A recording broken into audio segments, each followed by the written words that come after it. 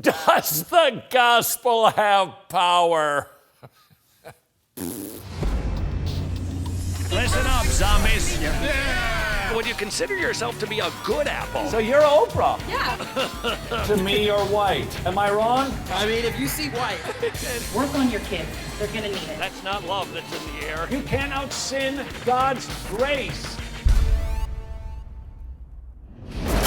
Hello, and welcome to Wretched. My name is Todd Friel. I am your host. The wretch the song refers to. Everybody has a story, and Dr. Heath Lampert, he has a whopper. My story of loss unfolded in about the first 18 years of my life. And it unfolded in the context of my relationship with my mother, who terrorized me for almost all of that time. My mom was the most wicked woman I ever personally met. She was a drunk. She was promiscuous. She was violently abusive. She kicked my dad out of the house Christmas night when I was 3. She was in love with another man, had been for 5 years, and they had this agreement that it was going to be really great if the two of them could each leave their spouses and their kids and live happily ever after. The other man decided he had a pretty sweet deal, and he didn't actually want to leave his wife and his kids, but he wanted to stay put. And so he did not engage in this glorious relationship that was supposed to be the case with my mom. And my mom didn't back down, though. She held out hope that they were going to be together one day. That turned out never to be true. She'd always been sort of a social drinker, is my understanding, but she plunged into total enslavement to alcohol.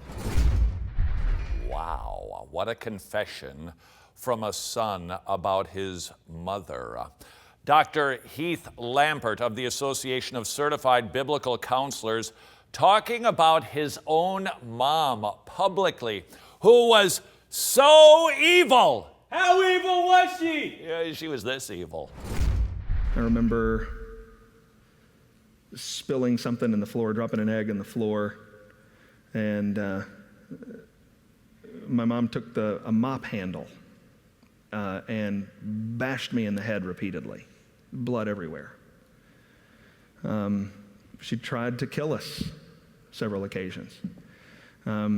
She unloaded a 6-shooter revolver on both of us as we rode our bikes to get away from her. She went to go get the gun, and there's actually bullet marks on my bike that I had as a kid. Bullet never hit me, but it hit the bike.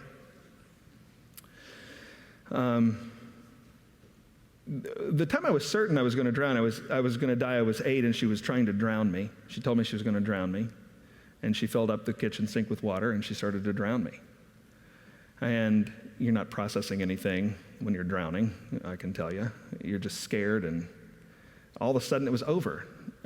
My head came up out of the kitchen sink. She was holding me backward over it, and my head came up out of the sink, and it was over, and I was choking, and my mom was screaming on the floor. I had no idea what was going on. I looked up, and my twin brother Keith had stopped the drowning by hitting her in the elbow with, of all things, a vodka bottle. There was some bitter irony in that. Irony, to say the least. Might I inject, as we hear the tale of Dr. Heath Lampert, that we remember these stories are still going on right now.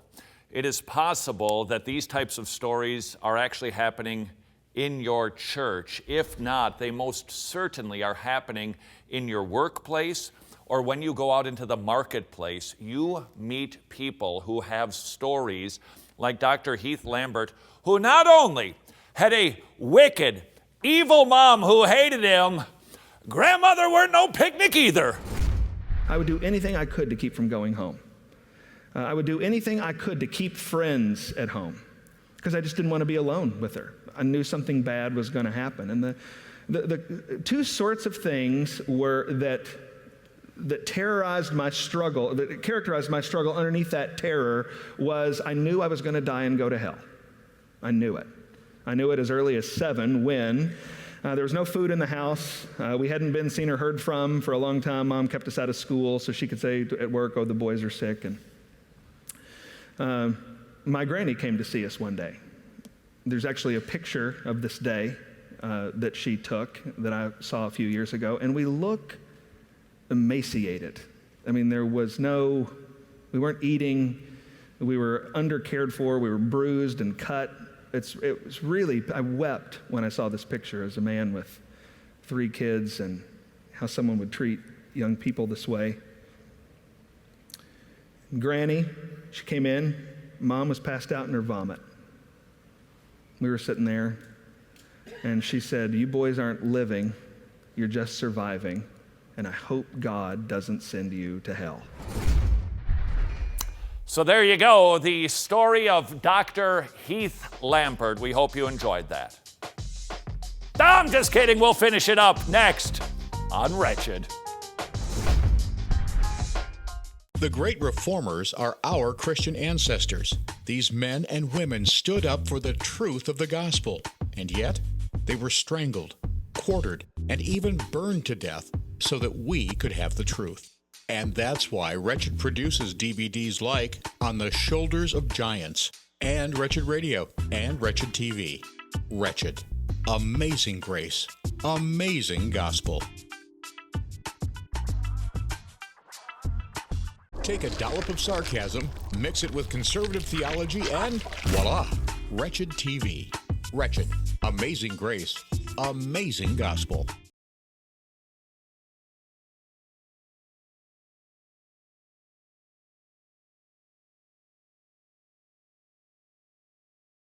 It was right on this very spot, but months ago, we recorded this bad boy with Dr. Heath Lampert.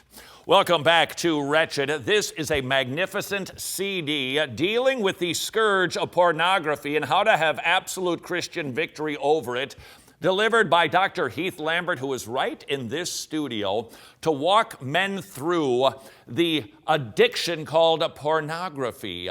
It's magnificent, but I had no idea at the time that Dr. Heath Lampert had a testimony that is absolutely jaw-dropping. His mom, let's just put it this way. His mom, if Cruella de Vil saw her, she'd say, that is some sort of wicked woman. Then one day it just got so bad. In fact, that was the night of the unloading of the revolver. That was another Christmas night.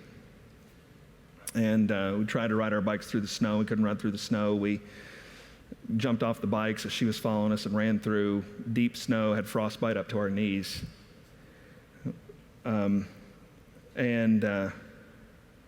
This was, we'd been in foster care. We'd been through the whole 9. And finally, we were able to go live with our father.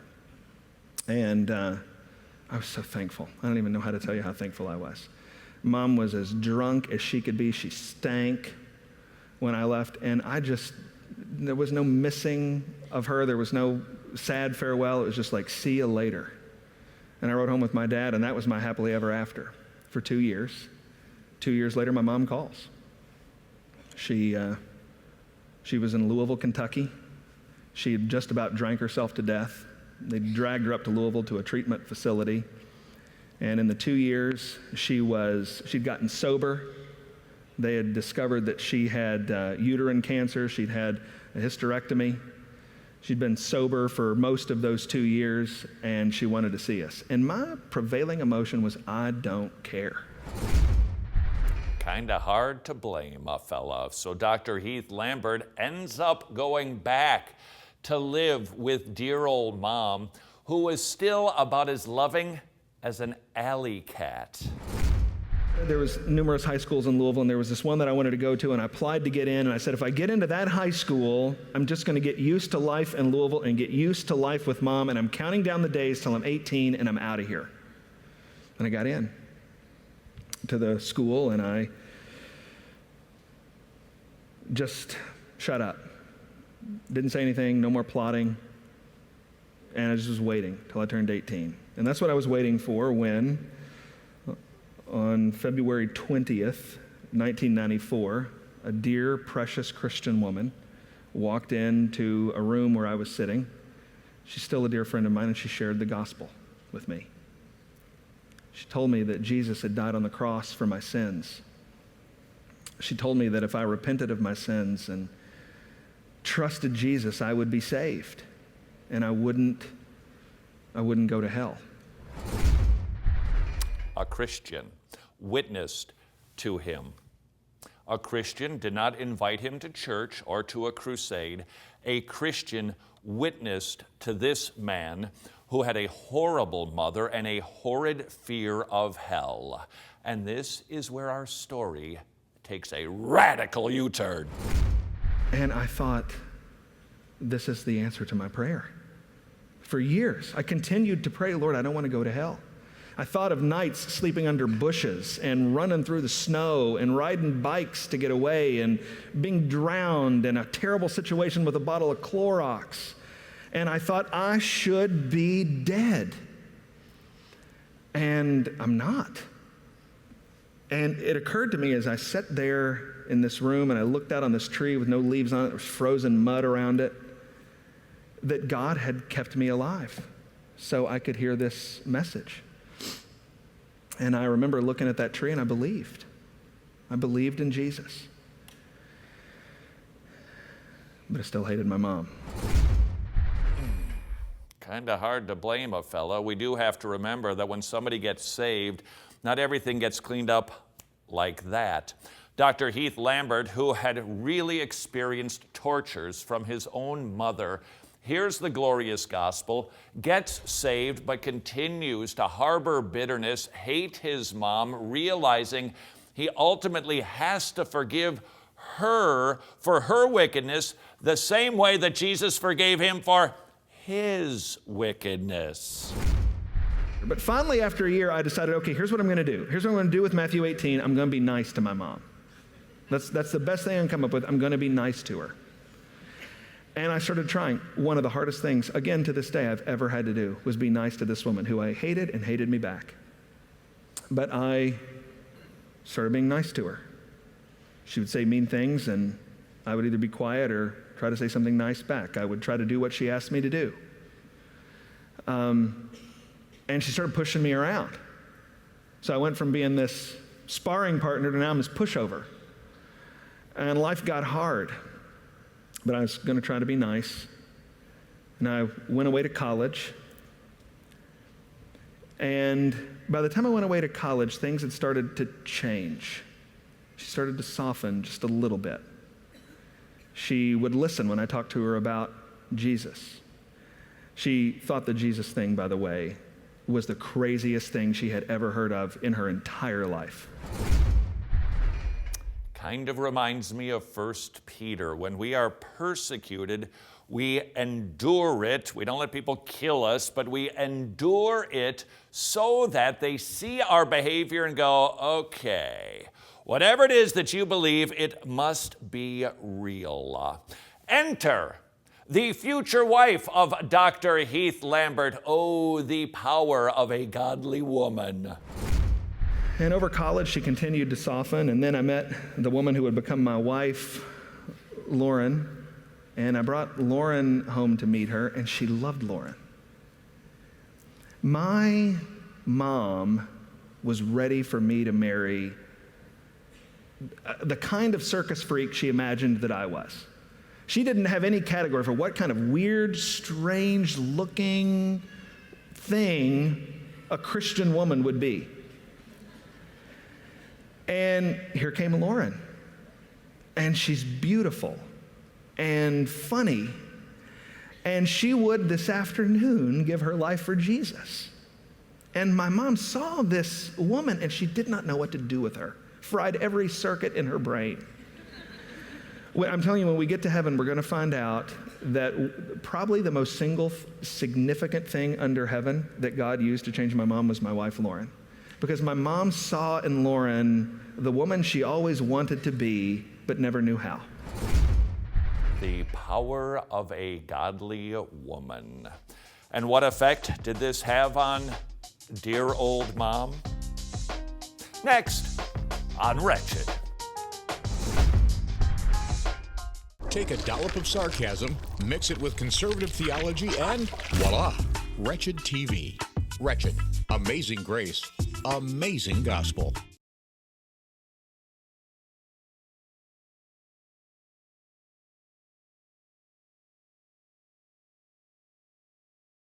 Welcome back to our Wretched. And Dr. Heath Lampert's mother was so wicked. How wicked was she? Jezebel thought she needed to lighten up. That's right, Dr. Heath Lambert, who is the president of the Association of Certified Biblical Counselors, with whom we did finally free a great pornography series to help you overcome your addiction to pornography. As a child, for 18 years, abused by dear old mom. But he hears the gospel. He gets saved, and he does something radical. He starts loving his mother, obeying her, treating her kindly. He finds himself a godly woman who does the same. And the result for wicked old mom? And she started to soften more. I was talking with her about the Lord all through these years. And after 13 years of sharing the gospel with my mom, she got down on her knees. She asked if we could get on her knees. And we read 1 John 1, and she asked Jesus to forgive her of her sins. Does the gospel have any power now? Many people have done that very thing. They've gotten down on their knees. They perhaps asked Jesus into their heart. But there's never any fruit in keeping with repentance. But that was not the case with Heath Lampert's mom.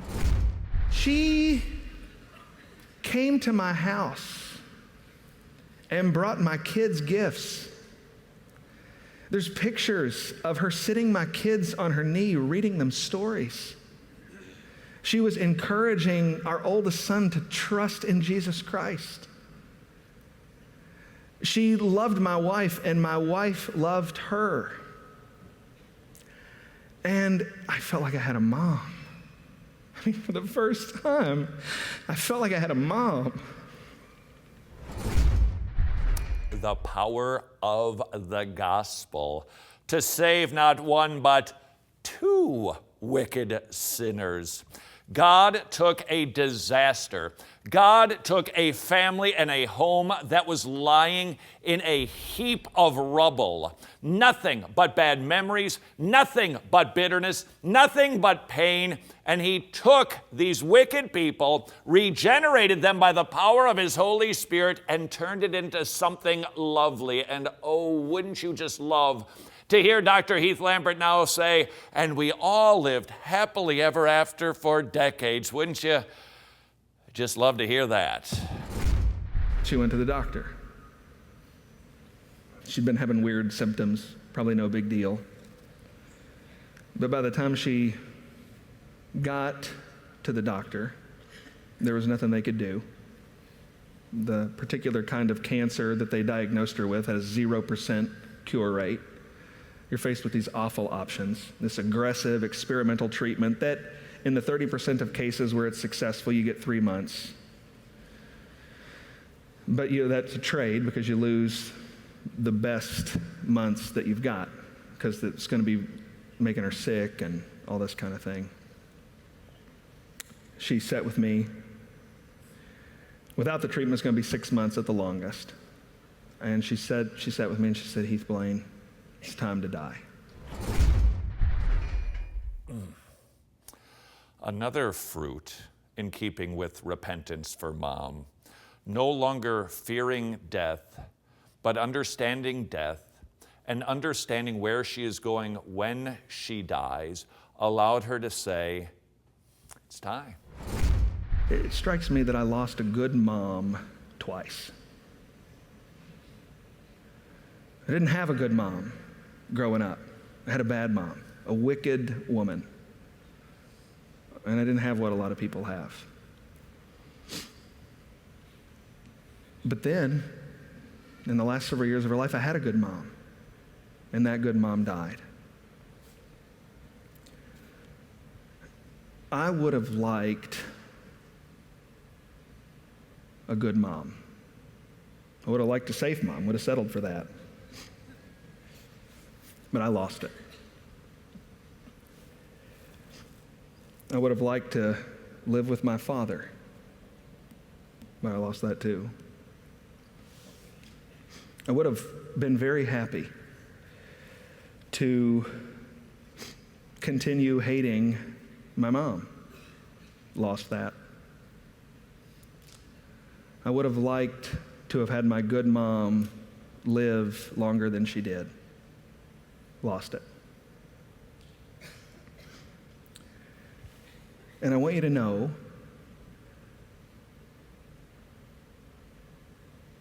that I'm joyful in those losses.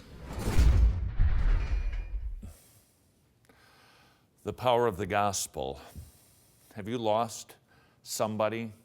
Do you look back on life and you wish every decade were different, that it had been better, that it had been just nicer, that it had been somewhat more bearable? Is it possible that maybe you even had a wonderful mom, a great dad, but along came cancer, along came a heart attack, along came death, and seemingly stole them away from you? Do you have the ability to have joy, as is described by Dr. Heath Lampert? How does a Christian have joy with decades of pain behind them?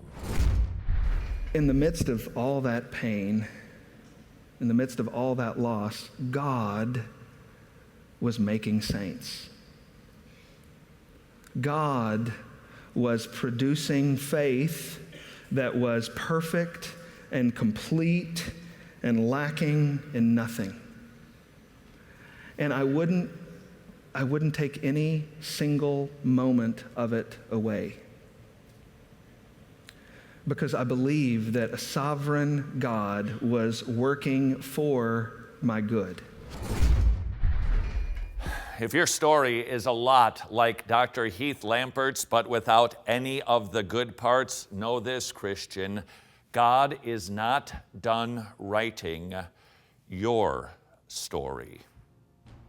Until tomorrow, go serve your King.